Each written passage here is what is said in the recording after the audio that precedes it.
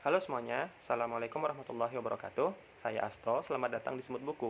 Di video kali ini, saya mau sharing sebuah buku yang cukup bagus, cukup berwawasan, dan bisa bikin tambah pintar teman-teman. Judulnya adalah The Elegant Defense, The Extraordinary New Science of the Immune System. Buku ini ditulis oleh Matt Richtel, salah seorang jurnalis yang pernah menerima penghargaan Pulitzer. Nah, buku ini terbit pertama kali di Amerika tahun 2019 dan di sana dia itu menjadi salah satu national bestseller. Nah, jadi sesuai dengan judulnya ya, pada intinya buku ini tuh bercerita tentang sistem imun teman-teman. Mulai dari mana ilmu tentang sistem imun itu muncul, terus gimana dia berkembang, terus apa aja milestones-nya sampai dengan sekarang, terus kenapa dia itu jadi salah satu bidang yang banyak menyumbangkan para peraih Nobel, sampai gimana kita menggunakan segala yang kita tahu tentang sistem imun ini untuk mentreatment berbagai macam penyakit yang terkait dengan imunitas, kayak misalkan HIV, terus autoimun sampai dengan kanker. Nah, salah satu titik terangnya adalah bahwa dengan semakin baiknya pemahaman kita tentang gimana sistem imun ini bekerja, maka penyakit yang sekarang atau mungkin dulu itu belum ada obatnya ya, kelak di masa depan penyakit itu pelan-pelan akan bisa kita temukan obatnya, insya Allah. Terus, kenapa judulnya itu The Elegant Defense? Nah, karena memang sistem imun itu ternyata bekerja di tubuh kita dengan cara yang sangat-sangat elegan, teman-teman. Jadi, dia itu ibarat AI ya, yang seolah punya kecerdasan sendiri. Nah, sistem imun kita itu punya memori, teman-teman. Dia itu bisa beradaptasi, bisa belajar mengenali mana yang bagian dari diri kita dan mana yang bukan. Terus juga mana yang harmful dan mana yang simbiotik gitu. Terus kalau kita ibaratkan tubuh kita itu sebagai sebuah ekosistem, maka sistem imun kita itu yang notabene terdiri dari berbagai macam jenis sel, itu bisa saling berkomunikasi satu sama lain dan mengorganize dirinya sedemikian rupa sehingga tercapai keseimbangan di ekosistem itu gitu. Dan keseimbangan itulah kunci dari survivability kita sebagai populasi, teman-teman, dalam jangka panjang. Nah, yang barangkali istimewa dari buku ini adalah bagaimana cerita tentang sistem imun itu disampaikan ya teman-teman. Jadi tema tentang sistem imun itu kan bukan sesuatu yang populer ya temanya. Tapi penulisnya itu bisa membawakannya sedemikian rupa sehingga menjadi sesuatu yang relatable atau relevan dengan kalangan pembacanya yang awam gitu. Nah, salah satu teknik yang digunakan adalah dengan menggunakan kisah tentang 4 orang yang punya penyakit yang terkait dengan sistem imun, teman-teman. Nah, cerita tentang 4 orang inilah yang kemudian menjadi konteks gitu. Ketika pembaca itu menerima bahasan tentang sistem imun tadi. Nah, keempat orang itu adalah Bob, terus Linda, Meredith, dan Jason. Nah, Bob ini adalah penderita HIV/AIDS, teman-teman. Dia itu istimewa karena dia itu bisa bertahan hidup jauh lebih lama ketimbang penderita lainnya, dan dirinya itu relatif nggak menunjukkan gejala gitu. Nah, para peneliti di dunia kesehatan itu berhipotesis bahwa itu bisa terjadi karena si Bob itu punya sesuatu yang unik dalam sistem imunnya. Terus Linda, orang kedua, itu adalah penderita rheumatoid arthritis, teman-teman, atau gangguan persendian yang disebabkan akibat diserang oleh sistem imunnya sendiri. Nah, tapi berkat penemuan Enbrel, obat yang mampu menekan aktivitas sistem imun, itu Linda bisa survive walaupun dengan keterbatasan tertentu. Terus orang yang ketiga, Meredith, itu adalah penderita autoimun, teman-teman, yang nggak spesifik. Jadi kalau dalam istilah awam mungkin Meredith ini bisa kita bilang orang yang alergi terhadap hampir segala hal. Nah, alergi ini ternyata penyebabnya juga sistem imun, teman-teman, yang dia itu salah mengenali zat-zat yang sebetulnya itu netral, tapi bagi si Meredith dianggap sebagai ancaman gitu. Nah, mirip dengan Linda, Meredith ini juga menerima pengobatan yang pada intinya itu bisa menekan aktivitas sistem imunnya. Jadi, dia itu akhirnya bisa survive juga dengan keterbatasan. Terus, yang terakhir, Jason adalah penderita kanker ya teman-teman. Atau lebih spesifiknya itu adalah Hodgkin's lymphoma. Nah, kalau di Indonesia mungkin kita kenal dengan istilah kanker getah bening, salah satu jenis kanker getah bening. Nah, kasus Jason ini istimewa karena dirinya itu adalah salah satu pasien Hodgkin's lymphoma yang menerima pengobatan nivolumab. Nah, obat ini tergolong baru ya teman-teman, dan bekerja dengan membuat sistem imun si pasien itu lebih agresif, sehingga bisa menekan atau bahkan membunuh sel-sel kankernya gitu. Nah, kabar baiknya, obat ini berhasil mengatasi kanker di kasusnya si Jason. Tapi kabar buruknya adalah sistem imun yang dibuat lebih agresif tadi akhirnya menciptakan semacam efek samping yang irreversible gitu. Atau dengan kata lain bikin tubuh si Jason itu nggak benar-benar bisa kembali ke kondisi primanya. Kira-kira gitu.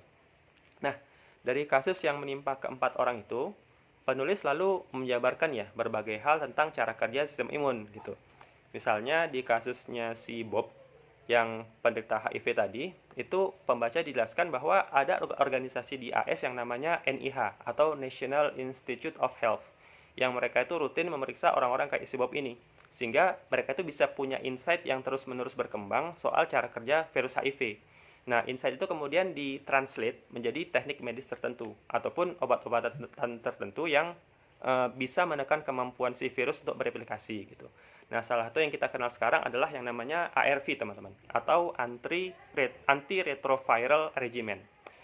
Terus di kasusnya Linda dan Meredith itu, pembaca antara lain dijelaskan soal serba-serbi alergi ya, bahwa alergi itu diantaranya bisa dipicu oleh gaya hidup yang terlalu steril, teman-teman.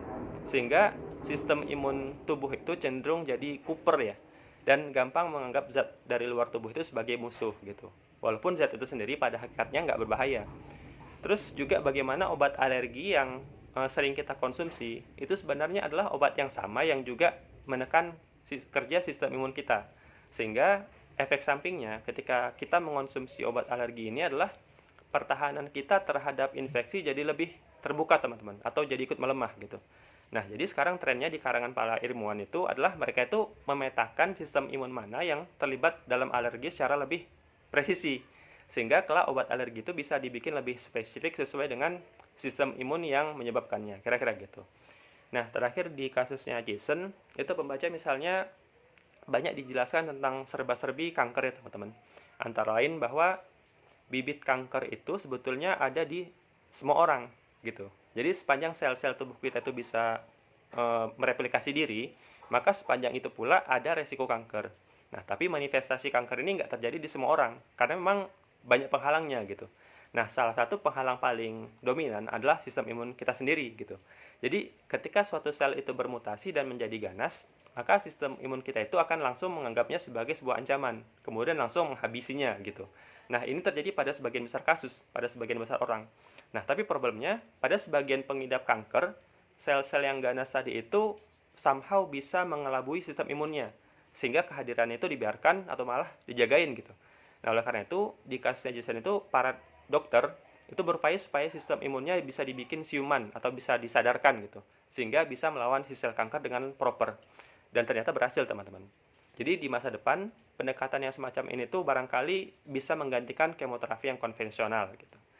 Nah, jadi sebetulnya ada banyak hal menarik ya, teman-teman, dari buku ini. Saya pribadi awalnya nggak expect ya bahasan soal sistem imun itu bisa semenarik ini gitu.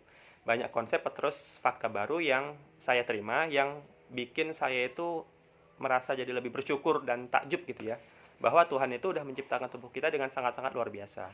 Terus saya juga jadi lebih appreciated dengan kerja-kerja para ilmuwan, di mana penemuan-penemuan mereka itu meskipun pelan-pelan, tapi selangkah demi selangkah bisa membawa kemajuan yang sangat-sangat bernilai bagi kemanusiaan gitu.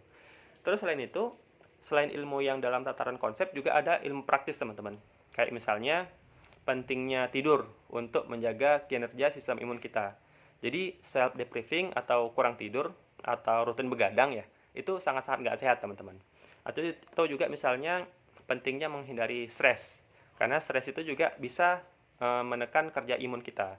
Atau yang lain lagi, misalnya pentingnya untuk nggak terlalu bergantung pada antibiotik, teman-teman. Karena antibiotik yang digunakan secara nggak pas, nggak cocok, itu berpotensi memunculkan yang namanya kuman super. Terus juga bisa bikin sistem imun kita tuh jadi nggak optimal. Jadi kalau memang nggak terpaksa banget ya nggak perlu asupan antibiotik, kira-kira gitu. Nah, akhir kata, menurut saya ini buku yang very recommended ya, teman-teman. Banyak informasi penting dan berharga, terutama mungkin bagi kita kalangan pembaca yang sehari-harinya memang nggak bergelut di dunia kesehatan ya, atau di dunia medis gitu.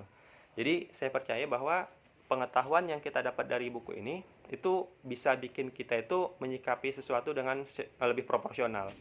Terus bikin kita itu gak gampang panik gitu kalau ketemu dengan isu tertentu di bidang kesehatan. Dan yang terpenting adalah buku ini bisa membuat kita itu lebih menghargai kehidupan itu sendiri gitu. Oke teman-teman, itu aja review saya tentang buku ini. Makasih buat teman-teman yang udah meluangkan waktunya untuk nonton video ini sampai akhir. Silahkan di like kalau teman-teman suka dengan video ini, dan dislike aja kalau nggak suka. Dan jangan segan-segan juga untuk diskusi, atau mungkin ngasih perspektif alternatif mungkin, atau sharing bacaan di kolom komentar. Silahkan aja. Semoga ada hal berguna yang teman-teman dapat dari video ini. Sampai jumpa di video review buku selanjutnya. Saya Asto. Assalamualaikum warahmatullahi wabarakatuh.